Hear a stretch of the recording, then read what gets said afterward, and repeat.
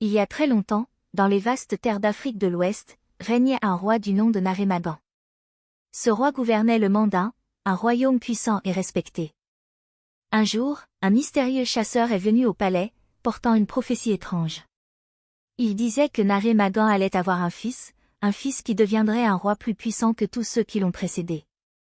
Ce fils unifierait les royaumes du Mandin et établirait un empire immense. Peu de temps après, la prophétie se réalisa. La deuxième épouse de Naremagan, Sogolon Kedju, donna naissance à un garçon nommé Sunjata. Mais il y avait un problème, le jeune prince était né avec une grande faiblesse. Il ne pouvait pas marcher. Il restait cloué au sol, incapable de bouger ses jambes. Dans le palais, tout le monde se moquait de lui.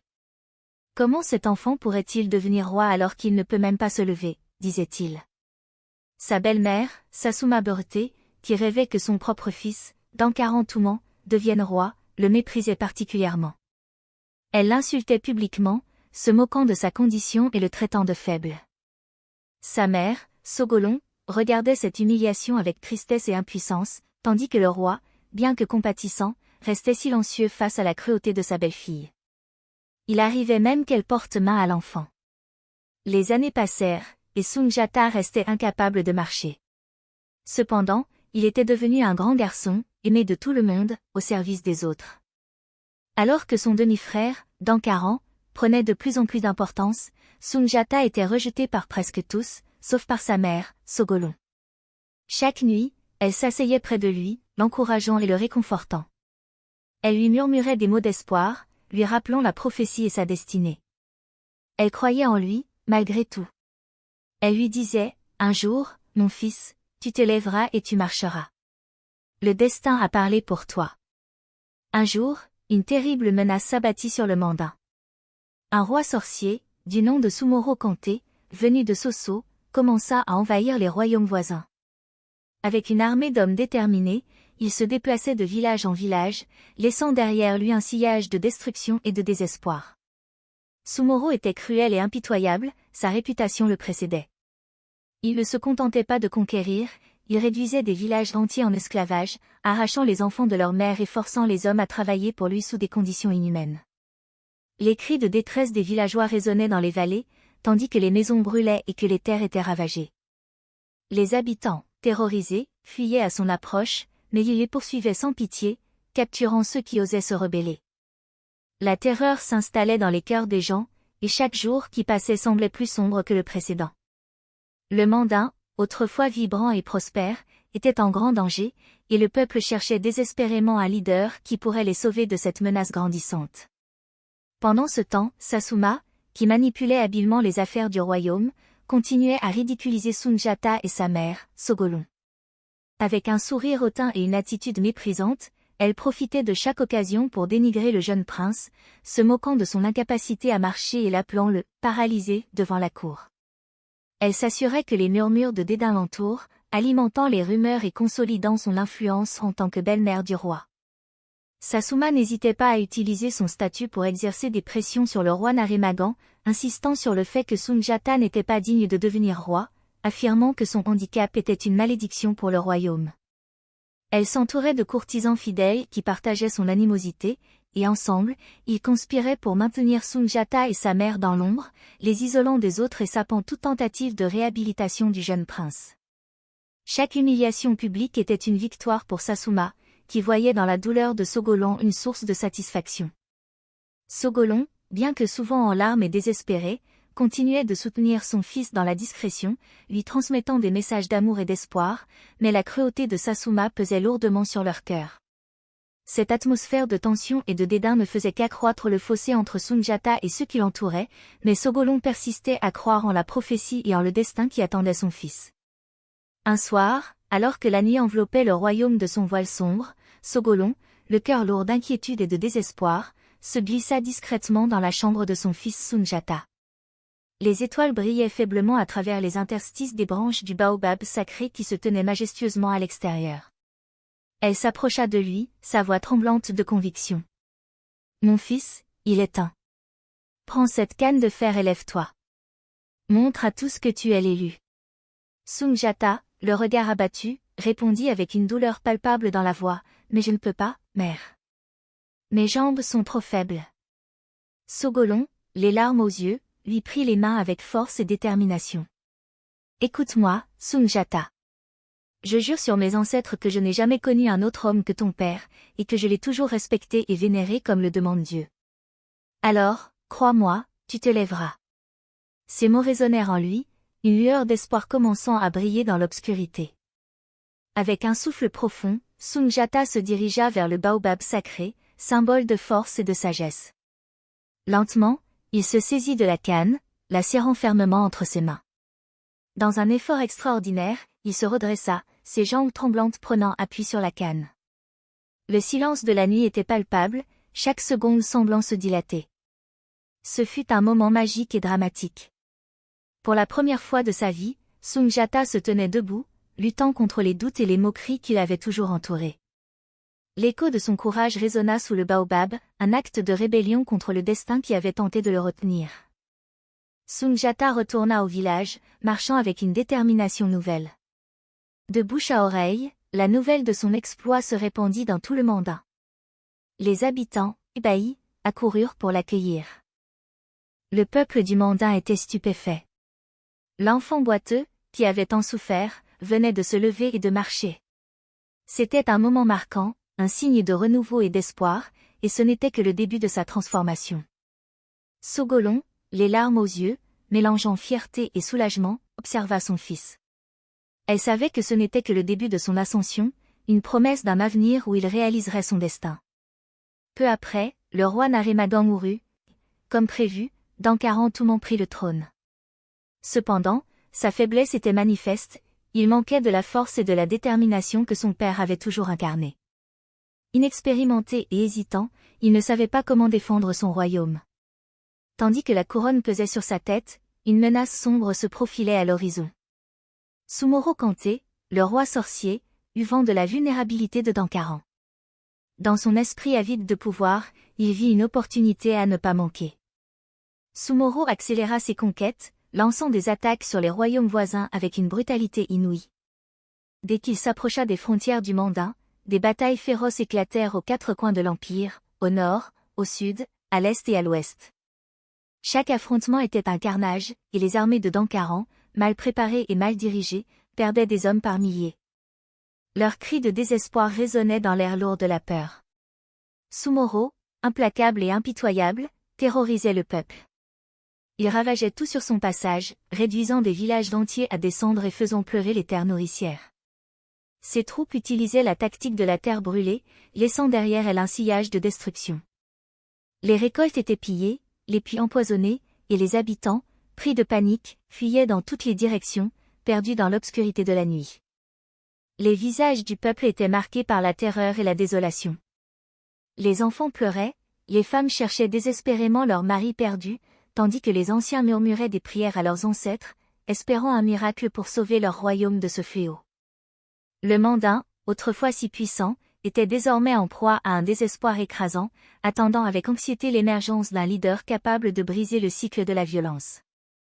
En attendant, Sunjata, désormais capable de marcher, grandissait en force et en sagesse. Ses pas l'avaient conduit à travers plusieurs royaumes, où il noua des alliances solides avec des chefs et des guerriers respectés. Sa réputation grandissait, et son nom devint célèbre à travers l'Afrique de l'Ouest, évoquant l'espoir et la résilience. En tant que grand leader et stratège redoutable, il apprenait des tactiques de guerre et des arts de la diplomatie, forgeant des liens qui seraient essentiels dans les épreuves à venir. Cependant, au sein du Mandin, la situation devenait de plus en plus désespérée. Dankaran, incapable de défendre son royaume face à l'angoisse grandissante et aux attaques incessantes de Sumoro, prit la fuite. Dans la tourmente, il abandonna son trône, laissant derrière lui un peuple terrifié et en quête de protection. Les habitants, pris au piège entre la peur et le désespoir, se tournèrent alors vers Sunjata. Ils se souvenaient de la prophétie annonçant qu'il serait un grand roi, celui qui unirait les royaumes et mettrait fin à la tyrannie. En lui, ils commencèrent à voir leur dernier espoir, un guide capable de les libérer du joug de Sumoro. Les murmures de la foi en Sunjata circulaient dans chaque coin du royaume, promettant un avenir meilleur, une lumière dans l'obscurité qui les enveloppait. Sunjata accepta de revenir, déterminé, il engagea immédiatement la bataille pour libérer son peuple. Ce fut ce qu'on a appelé la bataille de Kirina en 1235. Cependant, malgré ses efforts et le courage de ses hommes, les troupes de Sumoro étaient plus nombreuses et mieux entraînées. La situation semblait désespérée, et le tumulte du combat résonnait à travers la plaine, où la poussière s'élevait dans l'air chaud. Fakoli, communément appelé Fakoli Kumba, était un guerrier qui avait initialement combattu du côté de Sumoro. Cependant, sa loyauté avait été trahie lorsque Sumoro lui avait arraché sa femme, une douleur qu'il n'avait jamais pu oublier. Nourrissant un désir de vengeance, Fakoli prit la décision de se ranger du côté de Sunjata. Dans un acte de bravoure et de solidarité, il révéla à Sunjata un secret crucial, une des femmes de Sumoro lui avait confié la faiblesse de ce dernier. Fakoli donna alors à Sunjata une flèche spéciale, lui expliquant que si ce dernier réussissait à tirer sur Sumoro, le roi sorcier perdrait ses pouvoirs. Sunjata, son cœur battant la chamade, ajusta la flèche avec précision en direction de Sumoro. Le temps sembla se suspendre alors qu'il relâchait la corde de son arc, et la flèche siffla à travers l'air, atteignant sa cible. Sumoro, désemparé par cette attaque inattendue, tomba de son cheval comme un vulgaire homme, réalisant avec horreur que son pouvoir s'évanouissait. Tentant de fuir, il s'élança dans la direction opposée, mais il était déjà trop tard. Les hommes de Sunjata, animés par la bravoure et la rage, le rattrapèrent rapidement. Dans un ultime combat, ils l'encerclèrent, mettant fin à la tyrannie du roi sorcier. Sunjata, désormais un homme fort et confiant, montait un cheval majestueux, sa stature impressionnante captivant tous les regards. Son visage rayonnait de fierté et de détermination, un symbole d'espoir pour son peuple.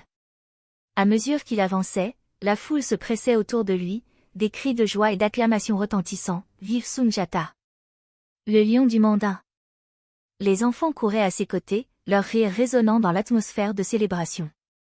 À son arrivée au palais, Sunjata descendit de son cheval et marcha avec assurance vers le trône, une silhouette qui commandait le respect. Sogolon, sa mère, se tenait à ses côtés, le cœur rempli de fierté. Ses yeux brillaient de larmes de bonheur alors qu'elle contemplait son fils, devenu un leader respecté et admiré. Elle se souvenait des nuits passées à l'encourager, à lui transmettre l'espoir et à croire en son destin. Lorsque Sunjata prit place sur le trône, une vague d'applaudissements et de cris de joie envahit la salle. La noblesse et les villageois se rassemblèrent pour le saluer, leur respect et leur admiration palpables. Sogolon, debout à ses côtés, ressentait une immense fierté. Elle savait que ce moment représentait non seulement la réalisation d'un rêve, mais aussi la promesse d'un avenir radieux pour le Mandin. Les souvenirs des luttes de Sunjata, de ses épreuves et de sa détermination, se mêlaient à la célébration. Sogolon était fier de voir son fils prendre son envol, son cœur débordant d'amour et de gratitude. Elle savait qu'il était destiné à unifier les royaumes et à bâtir un empire juste, un héritage qui perdurerait à travers les âges. Ensemble, ils regardaient vers l'avenir, unis dans la joie de ce moment historique. Sunjata fut un grand administrateur, un visionnaire qui transforma le Mandin en un empire prospère. Il développa le commerce, l'exploitation de l'or et introduisit de nouvelles cultures, notamment le cotonnier, révolutionnant ainsi l'agriculture de la région. Conscient que la richesse de son royaume dépendait de la productivité de ses terres, il mit en place des méthodes agricoles innovantes, permettant aux paysans de prospérer et d'assurer un approvisionnement stable. Sous son règne, l'organisation politique et administrative des peuples soumis fut renforcée. Sunjata implanta une solide organisation militaire, garantissant la sécurité et la stabilité de l'empire. Les chefs de ces armées, honorés pour leurs loyaux services, furent installés comme gouverneurs de province, créant un réseau de leadership qui liait le centre à la périphérie. Ce système permettait une gestion efficace des ressources et des populations, favorisant le développement régional. En plus de ses exploits guerriers, Sunjata était également connu pour sa sagesse. Sa tolérance et son respect pour les différentes croyances au sein de son empire permirent la coexistence pacifique de l'islam et de l'animisme. Cette approche inclusive renforça les liens entre les différentes communautés, créant un climat de paix et d'harmonie. À la fin de sa vie, Sunjata, le grand roi du Mandin, ressentit le poids des années et des luttes qu'il avait menées. Un jour, alors qu'il se tenait au bord de la rivière Sankarani, un profond sentiment de paix l'envahit. Il se souvint de ses victoires, des alliances forgées et de l'héritage qu'il avait construit pour son peuple. Cependant, la tristesse d'un roi fatigué s'estompa rapidement. Malheureusement, le destin frappa avec une cruauté inattendue. Dans un moment tragique, Sundiata tomba dans les eaux profondes de la rivière. La nouvelle de sa noyade se répandit rapidement, plongeant le mandain dans un chagrin immense. Son peuple, qui avait tant dépendu de sa force et de sa sagesse, était dévasté par cette perte. Sundiata fut enterré à proximité du cours d'eau, non loin du baobab sacré, ce même arbre qu'il avait vu se lever pour la première fois. Ce baobab, symbole de force et de résilience, devint le gardien de sa mémoire. Les villageois se rassemblèrent pour rendre hommage à leur roi bien-aimé, partageant des histoires de ses exploits, de sa sagesse et de son leadership. Des fleurs furent déposées sur sa tombe, et des prières furent offertes, renforçant le lien entre le passé et le présent. La rivière Sankarani, qui avait été témoin de tant d'histoires, continuait de couler, rappelant à tous que l'esprit de Sundiata vivait en eux, inspirant les générations futures à suivre ses pas.